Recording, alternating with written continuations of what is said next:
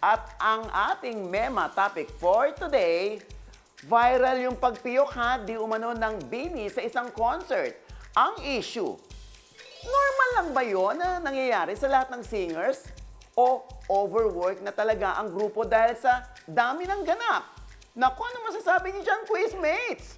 Siyempre, Mama Ox, may masasabi ang ating kapitbahay dyan na si Mirna. Ano nga ba ang masasabi mo dyan, Ate Mirna? Para sa akin po, natural lang po na sa mga singers po na nagkakaganyan.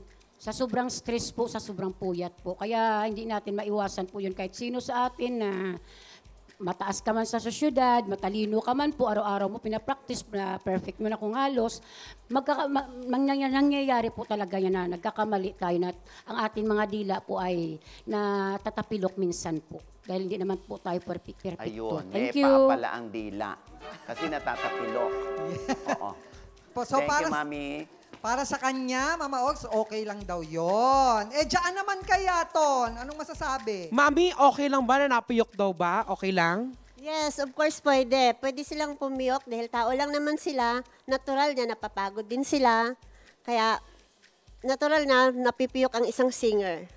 Diba? Parang dating Yes. singer si Mami, no? Oo, singer, citizen.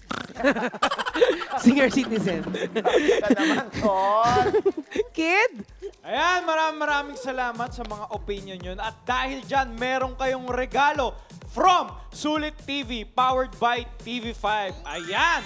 Mapapanood nyo na ng malinaw at widescreen ang Quizmosa at iba pang TV5 shows. Kaya naman, back to you, Mama Ogs! Yes! Alam mo, tama naman yun. Oo, napapagod din talaga ang tao.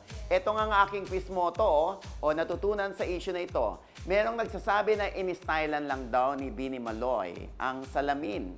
Hindi daw pagpiyok yun. Iniba lang ang hagod. Pero sabi naman ng mga nagmamarunong, pumiyok daw talaga.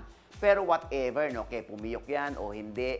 Bini na sila, sikat na yan. Pero feeling ko naman, aware ang Bini dito. At next time, mapag-uhusahin pa nilang lalo yan. Lalo na sa 3-day sold-out concert nila sa Araneta, no? Diba?